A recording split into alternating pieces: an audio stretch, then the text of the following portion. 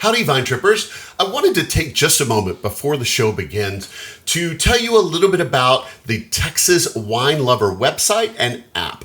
It is a definite must-have for anyone wanting to explore the Texas wine industry.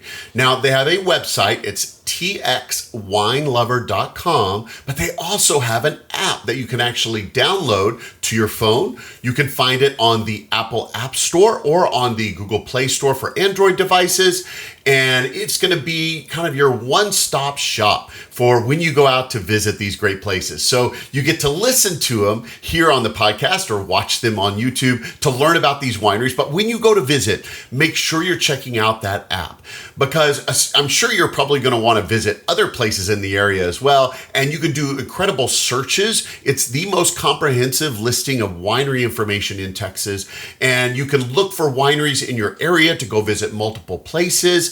You can sort those listings by finding out ones that are kid-friendly, maybe some that are pet-friendly. If you want to look for events or things that are going on, if you want to find those that can host RVs, just about any category you can think of, you can actually sort those listings and find wineries around you to go visit. The app is free to use for you and I. So it's a perfect, again, hand-in-hand tool when you're going out to visit wineries. Listen to them on this podcast, watch them on YouTube, and then start making your plans to go visit and use the Texas Wine Lover app when you go.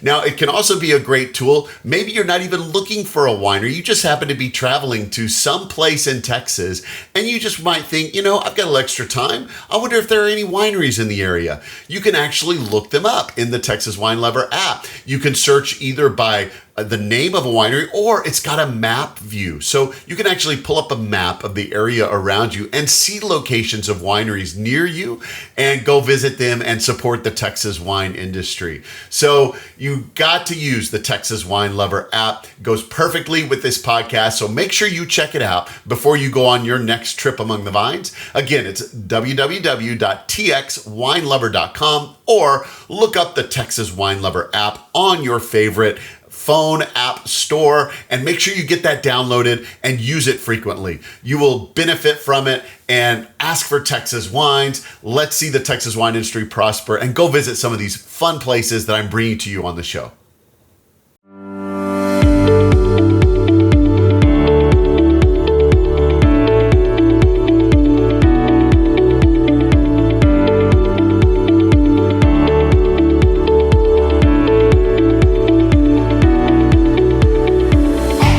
Texas Under Vine, an exploratory podcast to scout out the best that Texas wine country has to offer.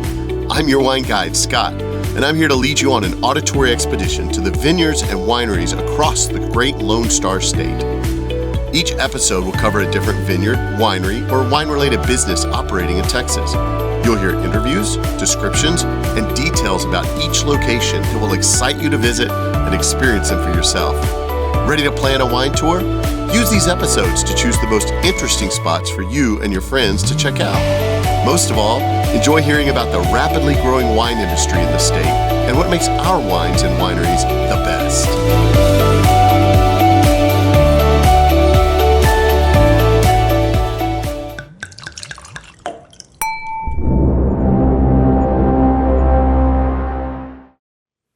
Howdy, fellow Vine Trippers. Welcome to episode 57 for the Texas Under Vine podcast.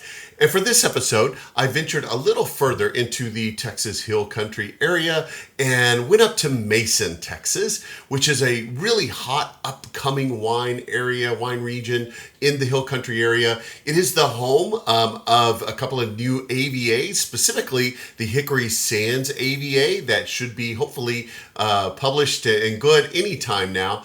And so there's a lot of great wineries and great destinations coming up in that area. I've already featured a few of them on this podcast, and I'm excited to be able to feature a new one this week, which is Peters Prairie Vineyard, which is located about 10 miles outside of Mason, Texas.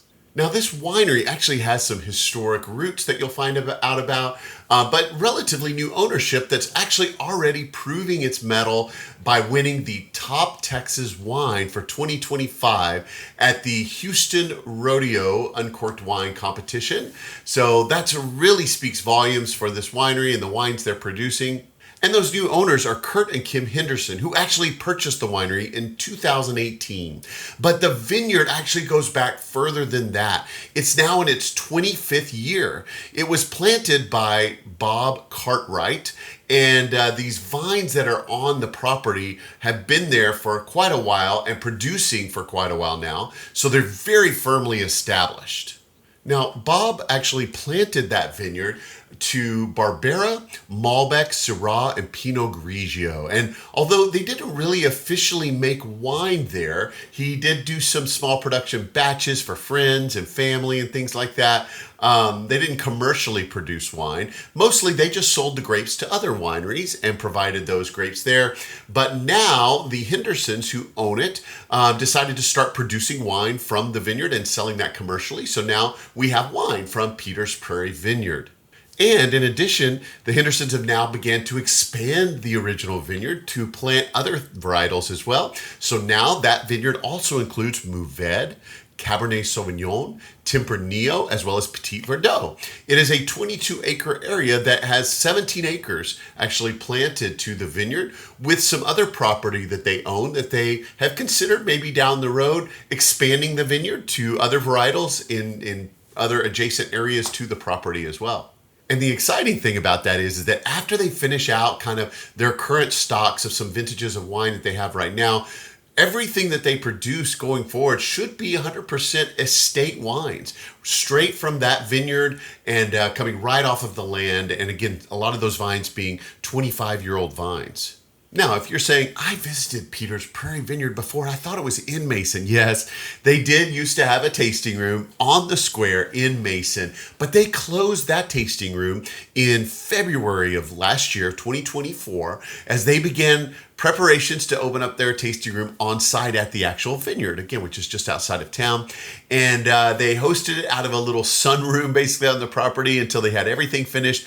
And about 6 months ago, they were able to fully open up the new tasting room there on the property. And that's where they've been operating for the last 6 months. And that's where you'll go when you go to see them. And when you do go, just know they do have white, they have rosé, they have sparkling, they have red. They have a lot of things that will appeal to many palates. And if you're really lucky, they also have a wine cocktail that they have come up with that they make here and there. That's with, it's a rosé lemonade. So it's made with rosé as well as a hand-squeezed lemonade.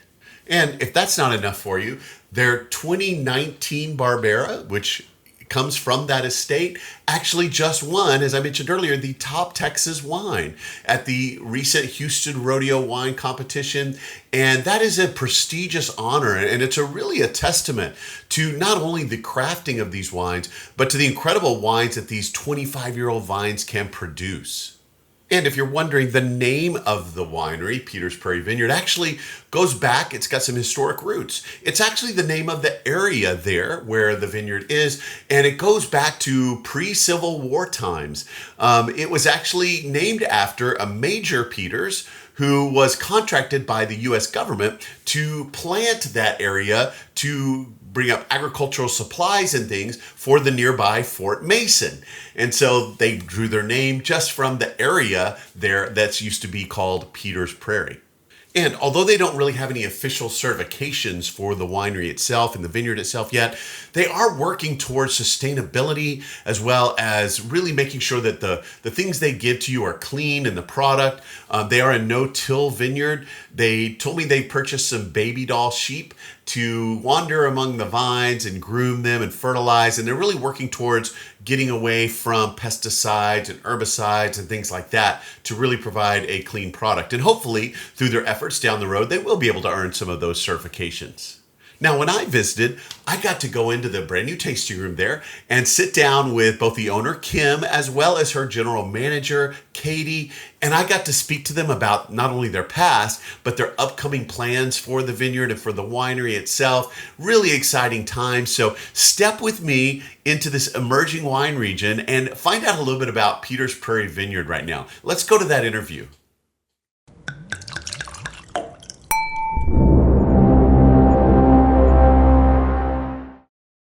All right, howdy, Vine Trippers. We are here at Peters Prairie Vineyards, and we're going to get to sit down and talk to the owner here and the general manager as well to get to feel a little bit about this location. You can learn a little bit about some of their great and now award-winning wines, especially. We're going to talk about that and how things got started here. So without further ado, I'm going to turn to you lovely ladies, and I'll let either of you go first. But tell me, how did you get into the wine industry? What's your wine story, your wine journey? Well, I've drank wine, most of my adult life. And, like I say, I've always enjoyed wine. And then it was my grandmother, her name was Myrrh, but she loved, back in the 90s, it came out that red wine was good for your heart. And so then she got on a kick that, at dinner, it started at dinner. Anyway, she had her Merlot for her heart. Now, by the time she did live to 93, it was a little more than just dinner, but I say that the Merlot helped with her age. And anyway, so like I've always enjoyed wine. And then the way I got here, I'm a CPA in my prior life, out of Midland, Texas. I'm a West Texas girl. And but so like I say, always a wine drinker. But a year before my dad died, it was his last Thanksgiving.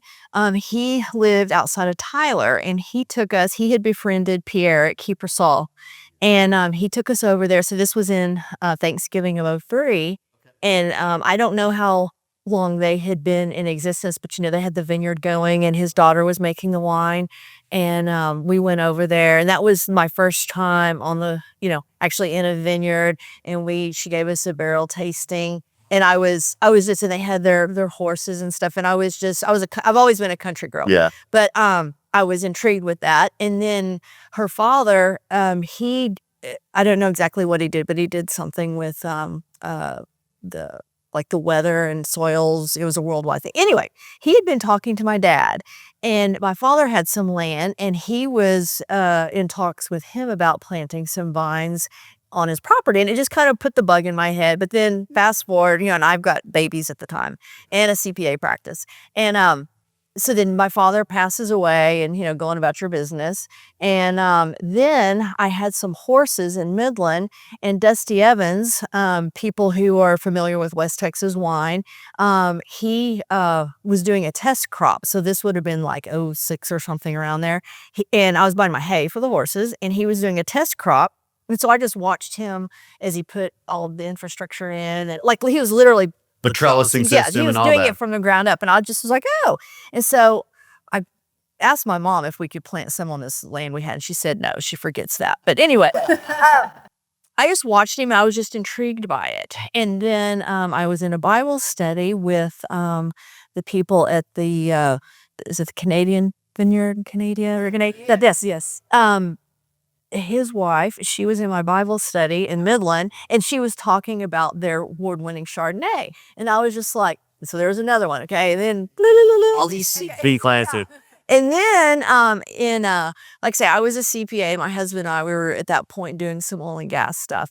And so we bought a property to the north of here. The gate's actually 5 minutes to the north. And I kept driving by this vineyard that was for sale, going into town. And so my mom, who has passed away since, but she was with me on Mother's Day. Yeah. And I was like, oh, let's just go in.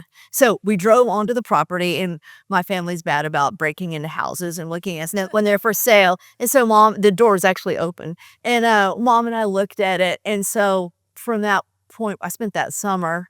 Because my realtor here, I was like, because my kids are still in school. And I said, I can't get out there really for 2 years. Is there, I thought, I said, will that farmer up the road manage it?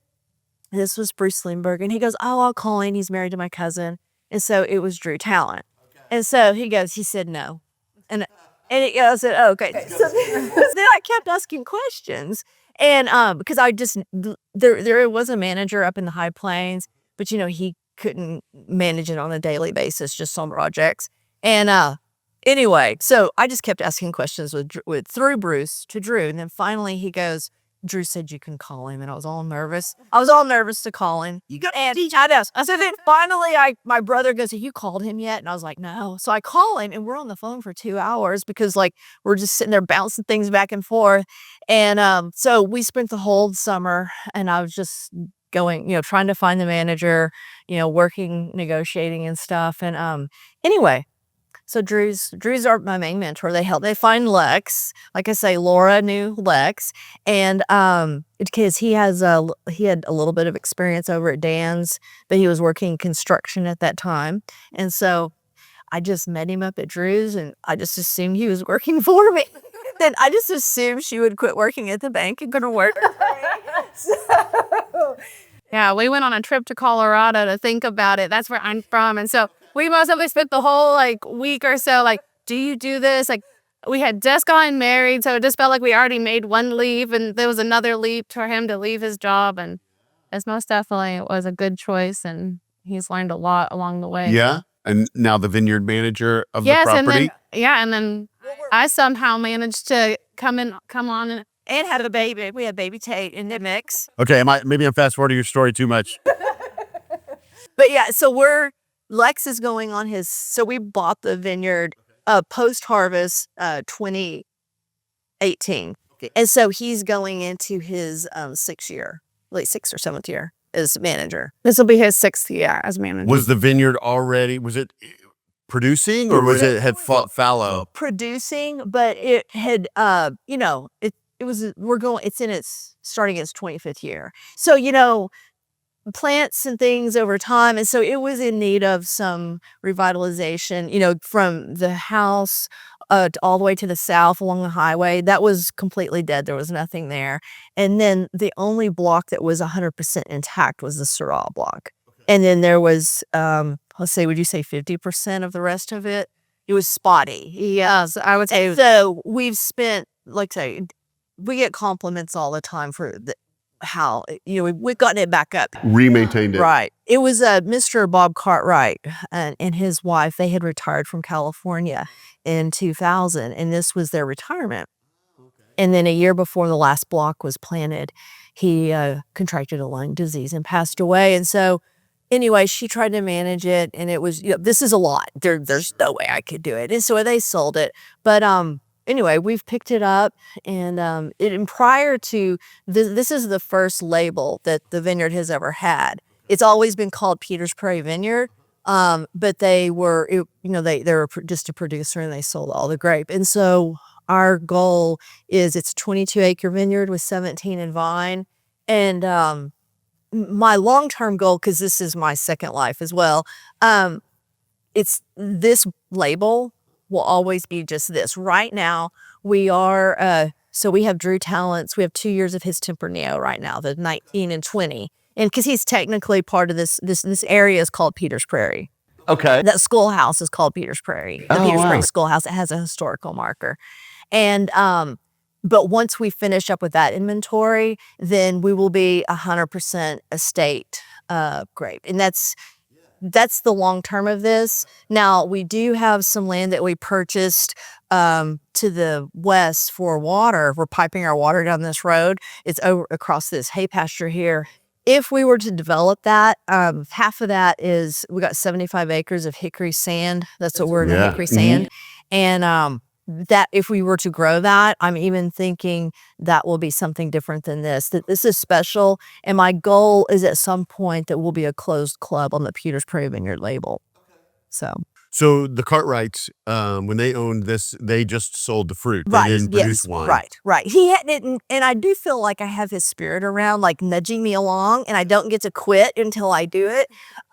His dream was to do what we are doing now. So You're carrying on then the legacy of that tree. Yes, he had made some at-home wine as Christmas gifts. Yes. Oh, okay. Over the years, we've been gifted different bottles from people that he had gifted that wine to. So Cool, those it are is special cool bottles. seeing that he did have his label, like his personal at home, Like- family and friends. Like think of, in 2000, 2002 or whatever, how the printers were back then. It's yeah. like, The all inkjet printers and all that. Yeah. Put a little sticker on But there. and two, it's like it was the Barbera is the one that we hear about. And then that Barbera was award winning with Becker when Becker was buying the fruit from him. And then that's what just won Texas Best Wine at the Houston Rodeo. So that's why I know he's like so happy. His spirit carries Yeah. on. I love that. Great story. I love hearing that. Let's hear a little bit about your wine journey then, Katie. Well, my wine journey really started when Kim hired my husband Lex to be the vineyard manager. I had tried wine off and on. It wasn't necessarily my drink of choice at the time, but I didn't have any aversion to it. And then as Lex dove into the vineyard, I helped him a little bit here and there and just most of it learned more about the farming side of it. And then just became intrigued. And then Kim. Now she knows got more me. than she wants to know. And I talked, and then so I transitioned from working at a bank to helping Kim get the first tasting room off the ground, and it's most definitely been a learning experience from the beginning, and I'm learning every day. Well, and then to the point of our label, if you would, she and I together worked through this label, the paper, the fonts, the way it's colored, the corks. We didn't hire a marketing company to do that. And so we were, it's just like Very much There your you go. homegrown operation. Yes. but it's been fun figuring all that out. You know what I mean? It's part of the creative process. Well, and I heard a little tidbit when we were talking before the interview started that you and Lex lived in this house for a little while. What's now the tasting room. Yes. So when he first got hired, we moved into the vineyard. So it really felt like we were living this Hallmark Vineyard life. Yeah, right? So we lived here for about 3 years, and then we were making the transition to turn this into a tasting room down the road. And so Lex and I purchased a house and moved out, and then we actually ended up living above our other tasting room that was located on the square. So yeah, so we kind of just jumped from one location to the next. And then, when Kim decided to turn this into the tasting room and how that all evolved, then it's really amazing to see what it was when we lived here versus now. And it's really turned out beautiful. Well, for any other of my listeners who may have visited Peters Prairie before, they did used to have a tasting room there on the square in Mason, and now that one is closed and they are full-time here in this beautiful design new tasting room that we sit in on the property itself. So tell me a little bit about when did you open this tasting room? When did it launch here and you closed there? So we closed there February a year ago, which I kind of think, all the things that have happened. And we weren't finished with this interior space. So what was the breakfast room over here, we were running people, like letting people go through starting April 1st. Yes, right when when that big The eclipse, solar eclipse? that was our big weekend to open. Wow, you're brave. Yes. Yeah, and then we got this open starting July 1st. So this is, we're only about 6 months in now. So, but we're all excited. But it's all about getting the people into the vineyard and being able to drink your wines, amongst the vines where, it's made. And you converted it from what I guess used to be the Cartwright's home? Yes. To So now this beautiful. right. So like, behind us here, like this was a wall with a kitchen, the door, that was just a window. And like the front door was a window. It wasn't the front door. Yeah. And so luckily, Lex and his associate Amber, they have construction experience. And so it's like, and then Katie helps with the design work. And then like the bathroom back there on the outside, she was like, well, why don't we do this? And it was craziness. And I can't believe I come back, over a week and it's a whole new. It's like extreme home makeover. You're looking to move that bus. And then tell me about the windmill back here. You were talking about that. I purchased that. It's actually supposedly French. I got it at a antique store in Fredericksburg. But what's cool about it is it's not like our windmills, and it's because I think that the tips are curved. That it has a little it's neat. Everybody Interesting. likes It's it. beautiful. Yeah. Yeah. And it most definitely only fit in here by like an inch. We had I was about to just say. silted it. We didn't we should have brought never mind a door iron to like trimming out all the doors. And then we put it just right. We had just a Angle this beam. direction, turn this direction. Okay, now This you is go that so- way. And then And most definitely we didn't know if it was going to fit, but we got it in here. See, and I wasn't witness to all that. I just know it showed up. you just walked in and went, hey, how'd that get in here? I called them my angels. Awesome. Well, and so are you, I guess you're not living here now. No, we have my husband and his construction skills. We bought a home and he renovated that. And so now we live in Mason in our 1800s renovated house. Oh, there you go. So beautiful. Now you're putting all those skills to use in that home. Huh? Yes. I love it. So we talked a little bit about your vineyard here that you're doing. Anything special about your vineyard on property that you're doing? Anything in regards to sustainability or things like that? Since I purchased it, it's me and my nature, I want my food to be as clean as possible. And so we are taking steps. We aren't certified at this point, but we are taking steps in the regenerative sustainable route. Since the beginning, we have been a no-till vineyard.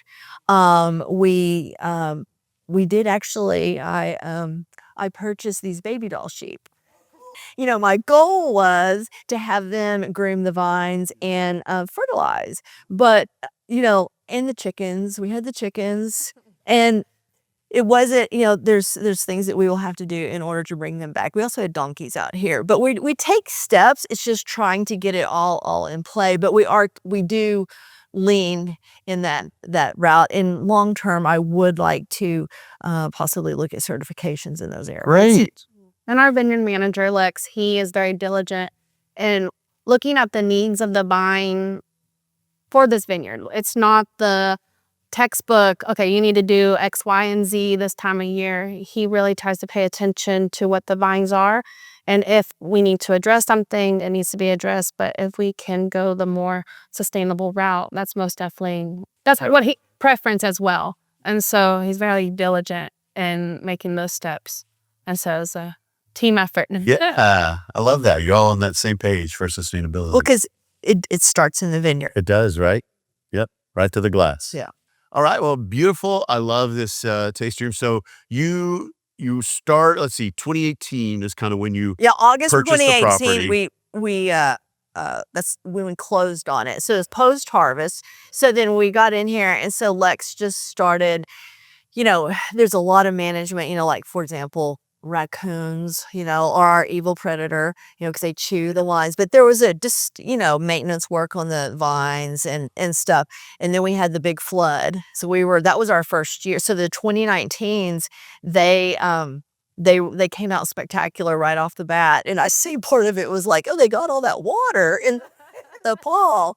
But yeah, it's like it was just getting in here and starting, getting the vineyard cleaned back up. And we're when working did on you the vines. launch the first wines then? So, for the tasting room? the problem is, so I wanted, this is about quality over volume. And we intended originally to barrel for 2 years. Okay. And then, but what happened was with COVID, everything got out of kilter. And so I guess, was it more like 2.5 years? I think It was more like 2.5 years when Right. we finally got the tasting room on a square. that was in April and so the April of 2019s are for 22 yeah. when we opened the one on the square. I have to think about it. Yeah. Time flies. Yeah, and so and it was the thing too. Like our first bottling, it was your whole deal of literally coming off of COVID. We had cork issues. The were we going to be able to get bottles? Were we going to have the ink to do the label? And all that. And then it was just, finally we got off. So, but it does have us on a schedule now where we do barrel our reds for 2.5 years. Okay. And they're on neutral barrels, except for our reserve that we just did. But yeah. That's cool. What was your first vintage that you launched with? Well, what we did was we released so the vineyard is Syrah, Right. Malbec, Barbera, and Pinot Grigio. Okay. Were of the, did I say Malbec in there? Anyway, those were of the original. And so we just went ahead and released those all because we were opening this tasting room. So it was like we kind of needed something to offer. And 25-year-old vines. Right. And you got, yeah. they're And gonna so produce. they came out wonderfully.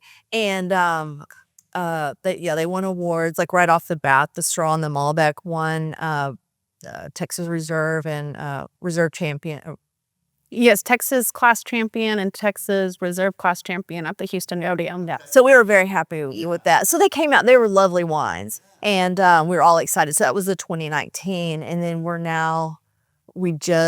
did we just bottle?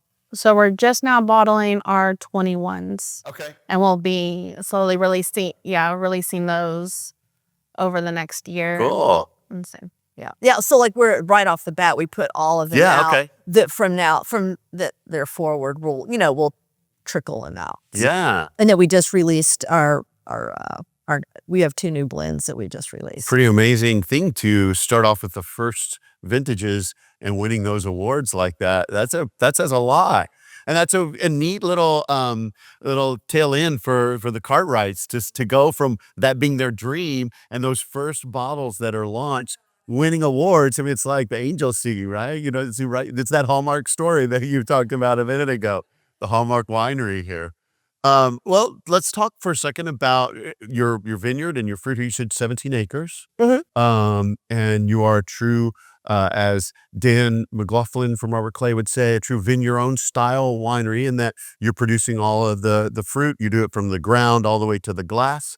Do you have production facilities here? Or are you working with Drew with that? Or No, so we are right now through Drew. We met Dr. Bob over at Bending Branch. And so Bending Branch is custom crushing for us. Dr. Bob and Greg Stokes over there and their team. And so we're real happy with, the proof is in the pudding. And so my dream is, long term to have a production facility, but the capital is having to go into the infrastructure right now. And so I don't know when that will one be. step at a time. Yes, exactly. So that's the long-term dream. But for now, I feel like an orchestra conductor. And so it's like finding all the right things, to go in to make, a great wine. So Put it all together. yeah.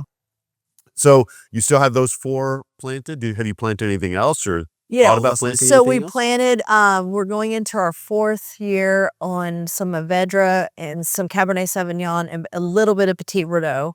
The Mourvedre Rosé won nicely here recently. It was a year ago. And then we have some Tempranillo that is coming into its 4th year. It's the 3rd year. We're just doing a rosé off of it. So because the only white we had was the Pinot Grigio, my Syrah just was crazy that first year. So I was like, why don't we just make a rosé out of that? Like to have some options. So we started with a Syrah rosé. Then the Mourvedre came on, so we have a Mourvedre rosé, and then next year, or I guess here shortly, we'll have the Tempranillo rosé. So we really like them, and they're on a French European style. Yeah. And did I hear words about sparkling somewhere in there? Oh yeah. Yeah. So we have for most of our flats, we also have a bubbly version. It's the carbonated. Yeah, forced carb? Yes, forced carbonation. And so it's really fun to be able to taste just what that slight difference, just adding the carbonation versus just having it flat. So you do that for almost each of your still wines, a carb We've version? done it for 2. So we have our 2021 bubbly, which sold out this summer, a 2022 bubbly, that's a Syrah, and then we have a 22 Mourvedre bubbly.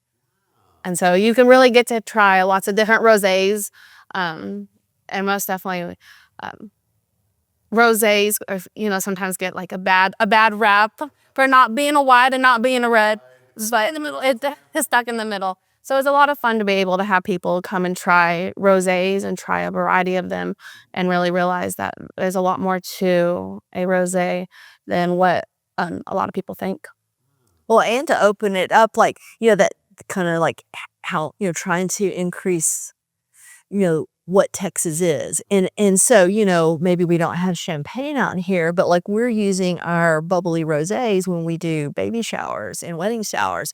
And so using them and doing mimosa bar as well too. And it works out. And and then she came up with, she did it this past year for the Mason Rodeo Roundup weekend. She came up with her A rosé lemonade is Rosé very good. lemonade. It is actually dangerously good. Oh, tell me about that. So at the time we were doing our 2020 Syrah Rosé with homemade lemonade, and you do not quite half and half, but then you pour it over ice, and it is very refreshing, and it has to be homemade lemonade. Yeah, because it guys that true lemonade. And you get that nice sparkle in there with it as well. Yes, and it turned out. It was one of those, we have to have a signature cocktail for Roundup, and then we were just selling out of it all summer. Wow, nice. We'll bring it back. This summer was a little crazy. It's a little labor intensive because she has to squeeze all the lemons. Oh yeah, especially it's homemade lemonade. That's a lot. You're not just pouring country time from a powder in the back. See, because we ran out and we tried to do that and it didn't work. Yeah, I bet. Yeah, it is. So I need to get my lemon squeezing schedule back up and going. Everybody's out there pouring wine. You're back there squeezing the lemons, Wow, that's a lot of work. Well, what are, of course, the great award winners? What are some of the popular wines that people like to drink when they come here? What do you find that just really sells well and that people really clamor for? Well, I think we're really proud of the fact that we don't have one wine that outsells the other. At every given time, there's going to be one that's a little more popular for one reason or another. But I really do feel like people that come here usually get to find something that it fits them. They enjoy it, and it's really across the board. Most definitely our reds are kind of the pride and joy. Yeah. Our Barbera, which has already been mentioned, one top Texas wine. And then also a lot of people haven't experienced a Barbera by itself. And so that is something that's unique when someone gets to come and actually try a Barbera. And then we have our Malbec and Syrah, which most definitely stand their own ground. Yeah. Yeah, so many people use Barbera as a blending, but it's rare to find it typically as a standalone, at least here in Texas or here in this area for sure. Yeah, most definitely, I would say at least half of our customers come in and they have never either heard of it or tried it. And that's really cool to be able to introduce them to something new. So, and I know from past episodes working with Brock at Fly Gap, I know he does a Barbera there. I think he told me that Drew Talent is also doing Barbera. Is that maybe the up and coming grape of the Hickory Sands AVA, maybe, you think? Well, I don't think you can say that it's like a one. I don't think that, from what my knowledge, I'm not as expertise as Drew or Dan or Alphonse or any of those old timers. But I shouldn't say old timers. We did edit that one out. Sorry, Dan. Sorry, guys. They're gonna hunt me down now. But I think with the Hickory Sand, it's just from what I'm getting from it, it's that those hot red grapes, coming from Spain, Portugal, whatever. It's like they love it. But then there again, Drew's dying for me to on this land because it's a higher elevation. You can get award-winning Chardonnay off of it too. So it's like it just seems to be happy. This area, it was peanut fields, historically. So I'm going Hickory Sand is the nitrogen from the peanuts. I don't know what it is, and then this over here was supposedly an apple orchard, or it was. And so then this one girl comes in and I mentioned that to him, and she's a, food geek or whatever. And she goes, really? Because she's trying to say that the apples developed a microbiome,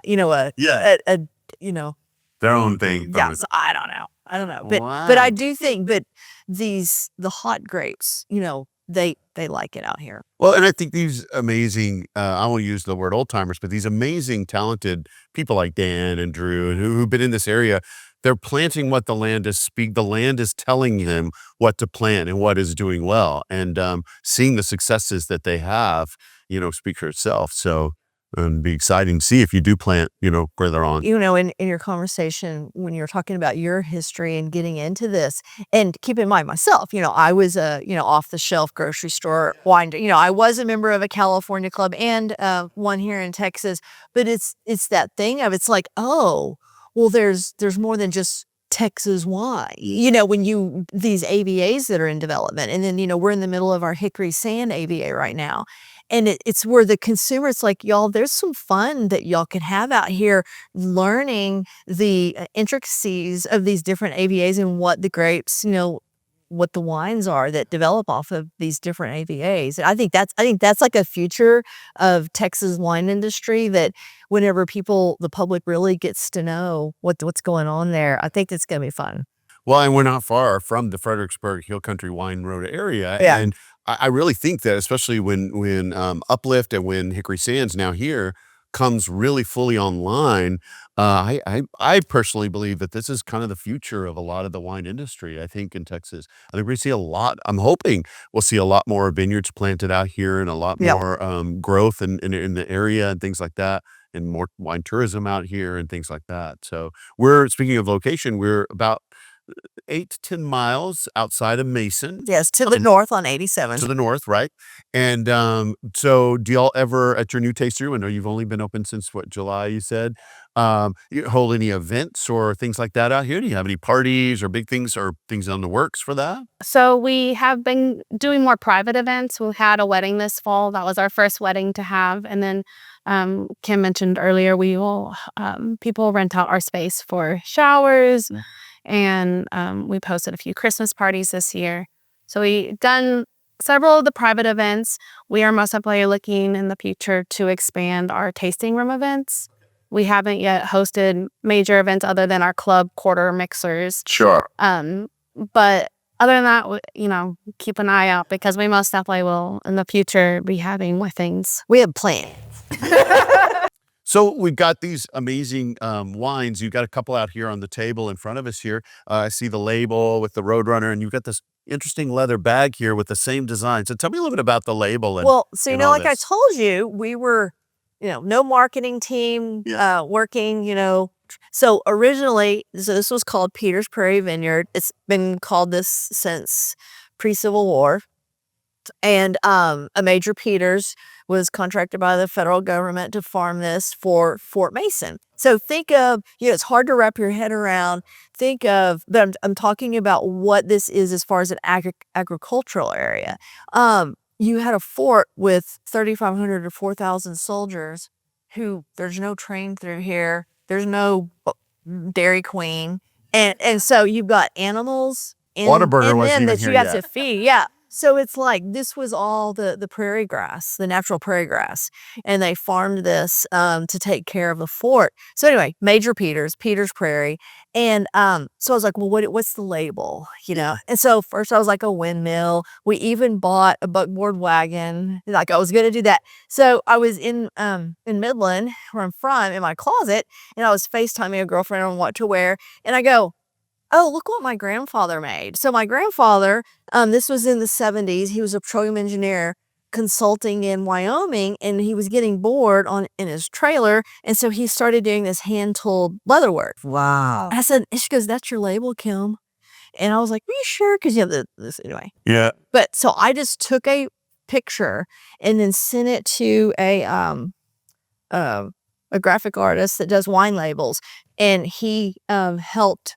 We colored it in, but so the lines on this label are literally his hand-tooled leather work. And then we worked that, and then I went through Adobe's fonts, and like on a weekend I pulled every single font and came up with that. So we're really excited, but it's my grandfather that I'm really excited, because when we see these Roadrunners, I say it in spirit, so. And I love that, to me too, because not only you bring in the spirit of the Cartwrights and what they did here and the legacy that they have here, but now you're bringing your own legacy and your own flavor into the winery itself to add your kind of part onto that tree and everything. So I love that. That's really cool. And again, award-winning wines there, Houston Rodeo. So that's really, really great. Well, you got such a great indoor space, but even a nice outdoor space among the vines out there, in this cool little breakfast nook area that you started with over there. So a lot of opportunities there. I think is really cool. Well, let's say now a listener's getting excited. Like, okay, I want to get out there and check out this great place. Let's talk about what it looks like when they might come in to do a tasting. So for a typical tasting of wines here, do you have like a set flight of wines, or does the customer choose the wines? What does that cost? What does it look like when they come to do a So tasting? we have a select amount of bottles available to be tasted. So right now, I believe we have about nine different varietals or vintages on our tasting menu. So it gives you a large selection, and you get to choose 4 for your tasting, any 4 that the customer chooses. And we'll a lot of times do it in a flight, so you can work through it at your own pace and be able to taste one and then go back and taste it again.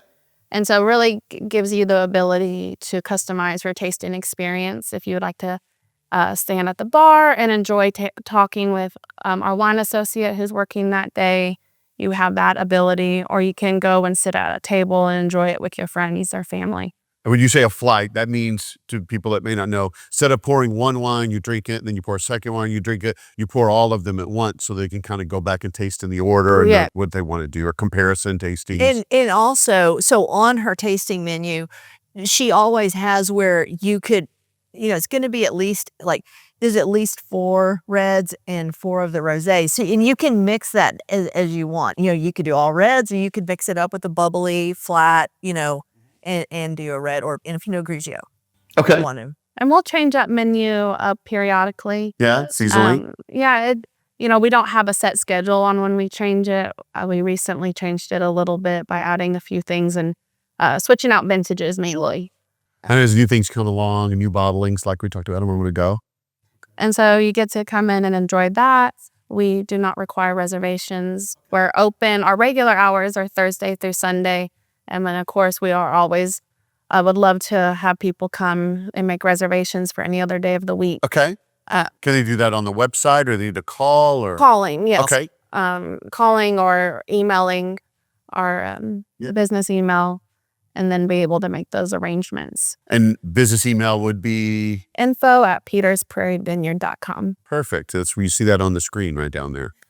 Okay, cool. So that they can call and make those reservations. It kind of helps you prepare. That way kind of what you got going on. And on those Saturdays, if not every Saturday, you have music from Saturday. From 2 to 4, 2 to 5, we try to have music. Some live music? Mm-hmm. Oh, great. And we have some fantastic local artists, a few from out of town. And we've gotten to the point where we're able to rotate them. So if you fall in love with a musician, you can most definitely come on a monthly basis and be able to enjoy the afternoon. And they set up, they set up inside. They also set up outside, depending on what the weather is doing. Saturdays are a really great time to come out. If you want a more intimate experience, maybe a Friday or even a Sunday. Yeah. You get a little more of the intimate experience, but. Cool. What does the flight cost? So it's $15 for a tasting. And then, you can buy by the bottle or the glass for, if you don't want to do a tasting, we don't most definitely are not pushing everyone to do a tasting. It's really what you want to come out here and enjoy. But like I said earlier, we don't require reservations, but if you have a really large group, calling ahead would be the best option, just because we are a fairly small interior. Our outside is large, but. And then something like, I don't know, I keep thinking like maybe, corporate events or something. What was is it Texas Wine Society? Yes, we hosted the Texas Wine Society last June. Multiple vineyards. They went on a Mason winery for 50 people, wasn't it? Yes, it was about 50 people, but it was all arranged ahead of time. We had them brought in. They got here about 10. In a bus. Did a tasting. And so that was a really cool experience, and most definitely something that we would love to do more of, is be able to host larger groups in a private setting, do private tastings. Most definitely something that we can accommodate. Yeah. But it's, again, that reservation, just knowing ahead of time at least gives you your best experience at the winery. Yeah, excellent. What about if maybe a family wants to come and they've got Fido in tow, or they've got the kids and the stroller and all that? Are you kid-friendly, pet-friendly, 21 or older? What does that look like? So we are family-friendly. Okay. And then we're also pet-friendly on our patio. Okay, outside. Mm-hmm. We have a lovely grass area and patio where Fido and the kiddos can hang out. Yeah. Fido does need to be on the leash because we have a vineyard cat named Vinny that was raised by a bottle here. So we don't want, but he's well capable of taking care of himself. And so we don't want, any altercations. I got you. Got you. Yes, he's our pest control management. Oh, okay. Yeah. Okay, so perfect with all that. What about food options? Can people bring their own food? Do you provide any kind of food options? We always welcome people to bring in their own picnic lunches. But we do offer charcuterie board and a Boston cheese board and a variety of little grab and go snacks, pretzels, fun things that Small bites. Yeah, small bites, things that you don't necessarily get to see at a grocery store, so they're a little bit unique. Yeah, wine chips and Gouda pretzels and toffee, local made toffee. So not stuff that you can enjoy here, but also take home with you. There you go. And I know this may be a hard one to answer since you've really only had this location open since July, but what would you say is kind of the best season or the best time to visit? What's your slow and busy times? I think the best season is really going to be dependent on the customer and what they're wanting to experience in the vineyard. Since we're located in the vineyard, you could come pre-harvest and actually get to see the grapes hanging, or you can come this time of year and it's beautiful and the weather's cool and you can enjoy sitting outside, but it's not as green and lush. Yeah, and because it is, right now, they're in their dormant stage. And then, let's say, I don't know, we want it later rather than earlier. But as they do pop in, start, getting into bud break and stuff. And as those fresh green leaves start coming out, hopefully late March, early March, I don't know. Yeah. But it's like, it just is so, it's just gorgeous whenever they're all just fresh, new green leaves out there. That's a pretty time as well. I've always loved that about vineyards, especially places like you guys who have the actual vines on site, because I think it's a fascinating thing to go at different times of the year to see the cycle of the vine and understand that process of the vine as it grows and does the thing. And it's cool to come out, in the late summer and see all the fruit hanging down, getting ready to be harvested, and and all that. So it's neat to see those things, even when you come when it's dormant, to see those stages of things. Oh, and there's always something going on in the vineyard. People sometimes, I feel like, think of just harvest. It's a year round, and there's so many different beautiful things that happen throughout that year that really makes what's in this bottle special. Yeah. Well, you mentioned a moment ago your club. So you have a wine club? Yeah. So tell me the details on your wine club. So we have our Chaparral Club is the name, and that's after our label with a Roadrunner. We have two different styles. We have our traditional wine club, which is going to be the quarterly pickups or shipments, and that's going to be a 6 or 12 bottle. And then we have our subscription, which is more customizable to the customer's needs, where you can do 2 or 4 bottles, but you get to choose if you want it monthly, 2 months, 3 months, or even 4 months. Oh, wow. So it really makes it where you can Customize it to your lifestyle, and that you're not receiving all this wine, or if you need to skip a wine shipment, or during the holidays, if you need to add to it, you'll have ability to do that all online or by email. Or slow down during the summer months when it gets hot. Yes. And all that. Yeah. And we don't have like pickup parties, but we have quarterly club mixers, and that just is a time for everyone to come and hang out. We usually have live music and small bites to enjoy. Special events.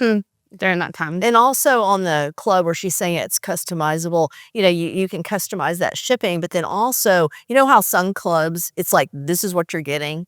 That's it. Yeah. Well, on us, you're going to get an email 2 weeks before your shipment, and you can go in and adjust that. And So there's maybe a customers right. but then customers can go in and Exactly. modify it. Yes. Okay, nice. Let's say that somebody wants to come visit, but maybe they can't get here yet or whatever. Is there any way that they can taste your wines without coming here? Do you sell on your website? Do you any kind of distribution, anything like that? Yeah, so we sell sometimes if it's an early release, it won't be on our website, but for the most part, we sell all of our wines on our website, and we're able to ship not only in Texas, but about to 30 other states. So even if you have family in Colorado or somewhere else, you can ship it. Bottles, it's free shipping. Correct? Mm-hmm. Yes, and so that's a little of an incentive to be able to ship it. And then we're also in a select few restaurants in the Texas area, or in Texas, and boutique liquor stores. Okay. But really, the best place to go is either the tasting room or the website. That's where you get to have the full selection and really get to pick from all of our wines that we have available at the time. Well, you've just opened this tasting room here in July. You've done a lot of work. You've gotten everything in order. You're working in that vineyard. You got these release of these wines, all that. So what does the future look like? Have you thought about plans for future growth? I know we talked a little bit about that back property and dreams of things, but do you have any plans for future growth and what things you want to do? Yes, so here, it was that thing rush, because we had been in town getting this open, and we're kind of breathing now through the holidays. But just the grounds that you see, there's still some more things we want to do. Some sort of pergola thing in the back, and then we have some huge oak trees, and I want to do adults. I want to do some stuff out there where it's fun for adults to hang out and experience the vineyard and just be encased in vines. Yeah, cool. Yeah. All throughout the vines and those oaks. Yeah, so you've got the oaks, and then on each Yeah. you're in it pretty much surrounded by vines. Wow, So that'd be cool. yeah. What are your dreams or thoughts of the future? I would love for us to focus on not only what Kim is saying, because Yeah. there is some wonderful potential with our grounds and the oaks, like those large swings that you see at a lot of fun bars and places, but also to give more events for our wine club. Maybe some paired wine pairings, and then even some public events that would be fun. And then there's also just continuing to offer our customers the service that they're used to, which that's always work. You can't let that go. And so Yeah, that forms the heart of what you Yeah. do. So, well, there are a lot of great places out there that people can go to drink Texas wine, Peters Prairie being one of those. So what is it, in your opinion, do you feel really sets Peters Prairie apart that my listeners would say, of all the places I've listened to, I got to go there because of this? What sets Peters Prairie apart? To me, it's that this is an authentic working vineyard, that this is where it actually happens, and it's on a daily basis. And, like in a real farming area, it may not be pretty all the time. And it is hands getting dirty, that sort of thing. And it's sitting with the vines. And there's something about, the vines, some of the vines could be, we don't know exact, but the vineyard is almost 25 years old. But just myself personally, it's one thing to look at a vine, but if you just step the threshold into a row, you just have to go 2-3 feet in, and you just build something different. Yeah. And I think it's neat because this is truly where the grape comes. This is where it's sourced from, and to be able to have that experience. So many wineries out there have their little show vines out front, which is fine, and bringing grapes in from the High Plains or whatever is fine. But there's something about that this is the estate, and this is where it's a very, again, Dan uses that vigneron term, but a very French chateau style feel. I mean, these are the vines. This is it. This is where we do everything. So. Well, and that's too, this isn't a big money commercialized. This is, family owned, family run, and there again, each thing has its own space. You know what I'm saying? But it's if you really want something raw and real, that's what we are.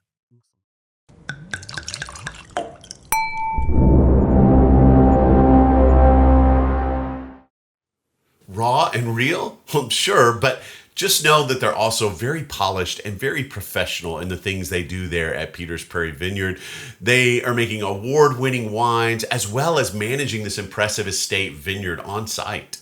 Now, when you get ready to go visit, make sure you go check out their website first. It's www.petersprairievineyard.com. And on their website, you're going to find things like their wines, so you can look at those different wines that are available, the reds, the whites, the sparklings, the rosés, and learn a little bit about them there. You can even order them to have them shipped directly to you. So if you want to get your hands on that award-winning 2019 Barbera from the Houston Rodeo, you can do that right there and get it ordered and sent directly to you. You'll also be able to find the information about joining their wine club, some of their history, information about their current team and their team members there, as well as look for events and their event calendar and what to expect when you actually go to visit them. And as always, make sure when you go see them, you tell them you heard about them on this podcast, Texas Under Vine. Okay, as our interview concluded, Katie and Kim actually stepped back behind the bar and treated my wife and I to a great tasting of some of these amazing wines. I was really impressed with not only the array of wines, but the flavors of each of these that I got to try. We started with their Estate Pinot Grigio, which is an award winner in and of itself. It actually won a gold medal at the Masters Classic Wine Competition, and very flavorful, great crisp white for a good way to start things on my palate. And then moved on to some of those sparkling rosés, especially that sparkling Syrah was really tasty. And then on into my favorite category, the reds. And the time came for me to settle in on which was my favorite. Which do I want to choose as my library bottle for this episode? And I have to say, I have to agree with the judges there at that Houston Rodeo Uncorked wine competition, because I decided to get a bottle of that 2019 Barbera. This is the top Texas wine for 2025, and it shows. There's a reason why this was picked, and you have to taste it to understand why. It was very smooth, velvety on the palate. There's bright red fruits to taste in this wine, but it also has this really sophisticated kind of smoky and spicy notes on the aroma to it. It was a really great wine. I think it would also make an amazing pairing wine as well. If you like to pair wine with foods, and with the kind of lower tannins, it would go great with those grilled meats and maybe even like a risotto. Oh, I'm getting hungry. I need to go eat after I finish this episode. Check it out. It's worth a taste. And so that became my official bottle for episode 57 for my episode wine library. All right, well, that brings us to a close, and it's time for me to move on to bring you some great information about other Texas wineries. But before I do, I would love to see if you'd be willing to help me out and maybe become a patron of the website and of the show. This podcast is not free to produce, unfortunately. It does cost a lot of money out of my pocket to travel and to go do all these things, the production expenses and hosting and all that stuff. So I've created a Patreon site where for just a few dollars a month, if you could commit a few dollars a month, you could help support the show. Plus, you get some exclusive extras that you can't find anywhere else. Like I have behind the scenes photos at all the different wineries and wine destinations I go to. You'll find video walkthroughs at those wineries. And at one level, you can even find out before anyone else where I'm going in advance to the future episodes. So you can be in the know before your friends. Speaking of your friends, if you have wine-loving friends, share the episodes with them. I'm sure they would love to find out about some of these great Texas wine destinations as well. But if you're wanting to become a Patreon subscriber, just go up to my website. It's www.texasundervine.com. Scroll to the very top. You'll find a link there for Become a Patron, and it will take you to that Patreon site where you can preview the different levels. You can kind of see the benefits that you get there, and you'll be joining an incredible community of supporters and people who love Texas wine and supporting that industry as well. Also, for those of you watching this video on my YouTube channel, make sure to like, follow, and subscribe to the channel. And if you've been to Peters Prairie Vineyard, leave me a comment down below telling me what was your favorite thing there. Or if you're excited to go after watching this episode, but you haven't had a chance yet, tell me in a comment the thing that you're most looking forward to on your trip to Peters Prairie Vineyard. And with that, my time is up. So don't forget, subscribe to the podcast and follow my socials to be notified anytime a new episode is released. And until then, happy trails and bottoms up, y'all.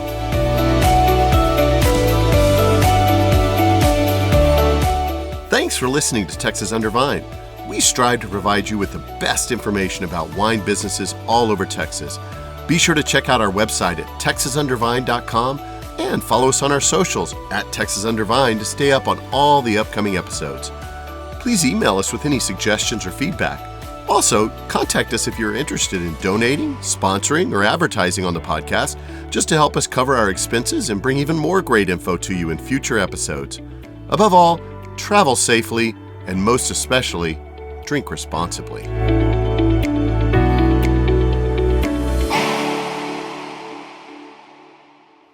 Howdy, Vine Trippers. Before we go, I wanted to direct you to my website, www.texasundervine, because there you're going to find a whole host of things. Besides access to the audio versions and the video versions of the podcast, you can also get those on any podcast provider and then the video on YouTube. But there you're going to find a couple of things. Did you know that I actually sold some Texas Under Vine merchandise? I only have a handful of items available, about 5 different things, but they are up on my store. So if you go to the website, texasundervine.com, and go to the top, you're going to see a link for the merchandise store. And there you can get your own Texas Under Vine swag to proudly show all of your friends that you support the Texas wine industry, and you can get them started on and hooked on the podcast as well, so they can go visit even more of these great wine destinations. But in addition to the store, I also have a Patreon for my subscribers, people that support this show. I do this all out of a work of love from my heart. I do not make any money on this podcast. I'm actually in the red because I support it all out of my own pocket as a teacher. And it's mainly because I love wine and I love the Texas wine industry. So if you're willing to help me do that and you'd like to see more of these great episodes, hear more from these amazing winemakers, learn more about some fun destinations for you to go and visit on your own, I would appreciate if you would be willing to subscribe to my Patreon. So at the top of my website page, again, you'll find a Become a Patron link. And there you can get all the information about becoming a subscriber to the podcast here as a Patreon subscriber. It only costs a few dollars a month if you're willing to commit that. And there are various levels that you can commit to that each give you behind the scenes benefits that you don't get. And I do have some new things in the pipeline coming down soon. So you want to get on that sooner than later. But right now you can get things like behind the scenes photos at different wineries. You can get things like at one level, you'll get a video walkthrough of the winery. So for every episode, I will post a video walkthrough of me taking you through the winery itself so you can see what it's like before you go. And then at one level, you can even find out before everyone else where I'm headed the next week on the show as it comes out. So you'll know before everyone else. You get a sneak peek. So there's just different levels of benefits and they all cost a different amount. And as you subscribe, you become the heart of this podcast. You really are what helps me succeed. You are my community and my people. And thank you so much for those that do subscribe. So if you're interested in joining Patreon, check the Become a Patron link at the top of the website. So again, the website is www.texasundervine.com. You can also go to all of my socials. I'm at Texas Under Vine on almost all the social accounts. And check it out and consider sponsoring the podcast and maybe even buying some of that really cool swag on the merchandise store. Happy trails and bottoms up, fine trippers.